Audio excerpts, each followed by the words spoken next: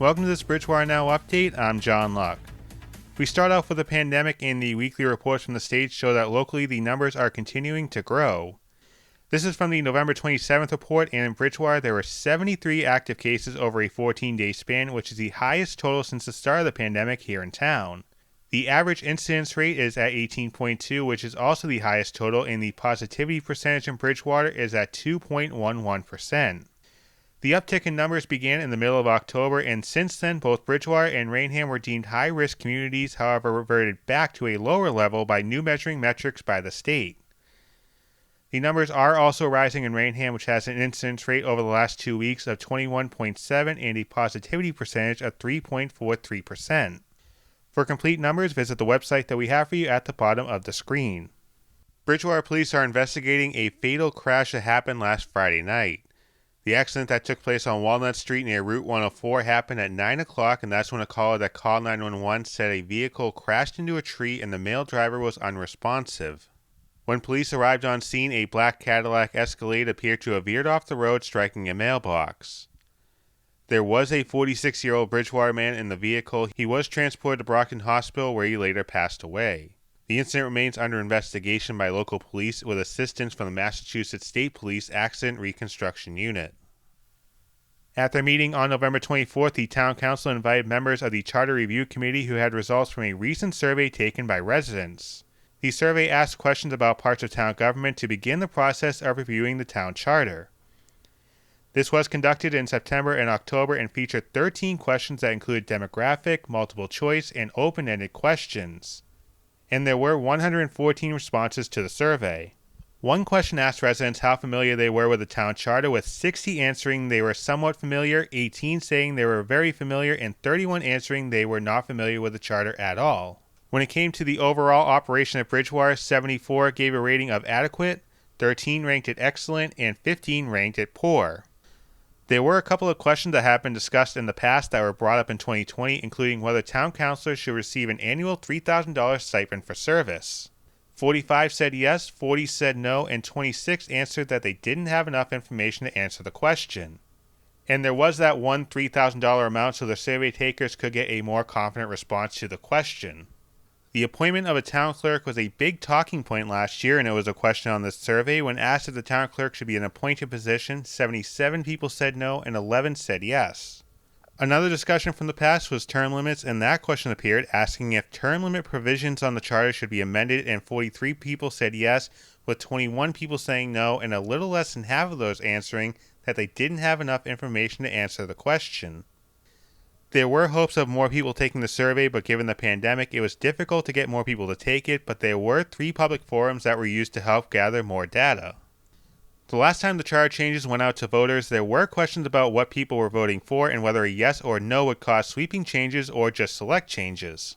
During the meeting, councilors asked the town attorney if there is a better process for the charter this time around compared to when the charter was voted on last time. I guess you can start with the basic premise that for the most part, amending a charter is a somewhat cumbersome process, right? So I guess you can start from that premise.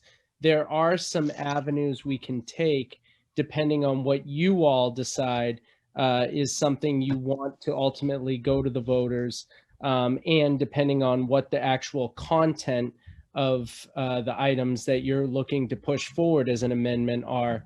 That we may be able to streamline that process. So it is entirely fact specific, and it's also somewhat within all of your discretion, right? So you all may say this particular thing we want to go to the voters, even if it doesn't need to go to the voters. So based on that, I'm going to be deferential to that so long as we follow the proper process. So to a great degree, you all are going to have to kind of come up with, this is what, as a consensus or as a 2/3 consensus, we want to do. And then we will find the most efficient way to do that, right? It's an impossible question to answer without knowing what we're proposing, right? And so my view at this stage is the CRC is going to come to you all with recommendations.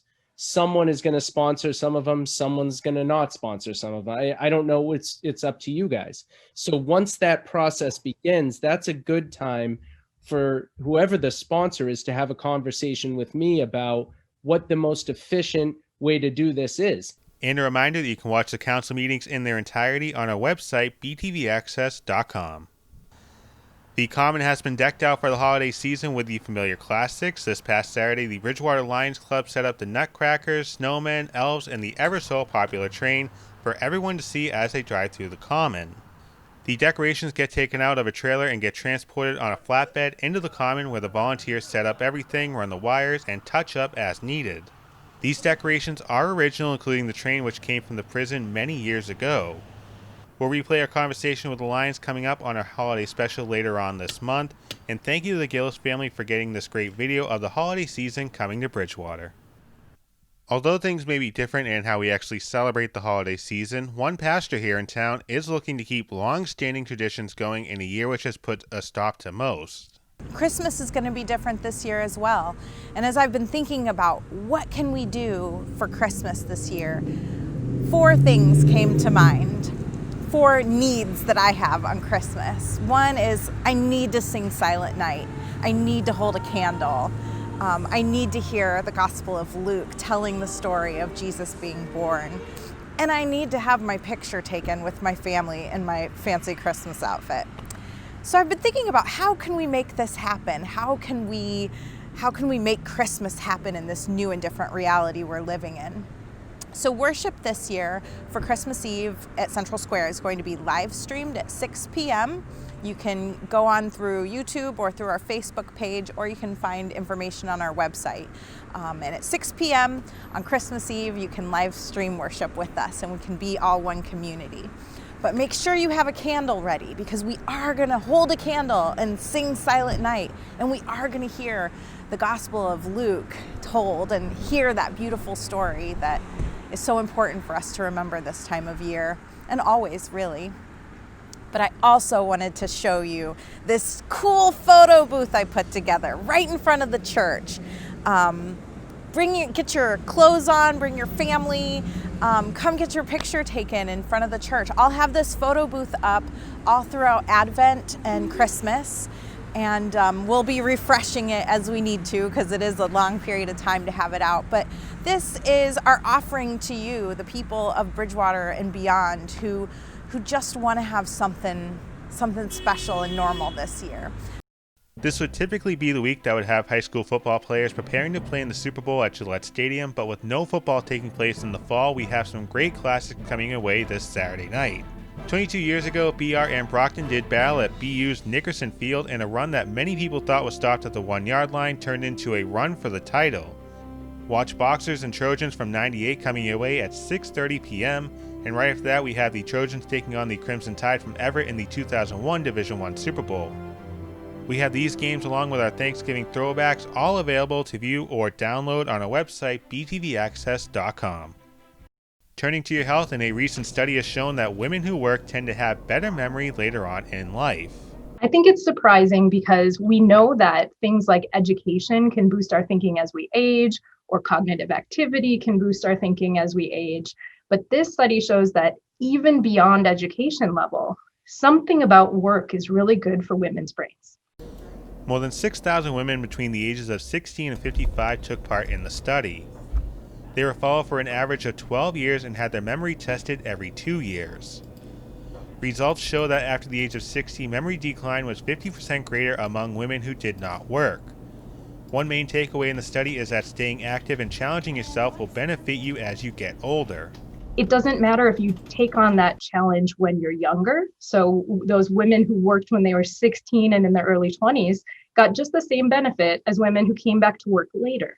So it's not too late to get an extra challenge cognitively. It's really helpful for aging. Keeping your mind active may also help with preventing Alzheimer's disease, which women are at a greater risk of, as they account for 2/3 of current cases. Thank you for watching this Bridgewater Now update. I'm John Luck.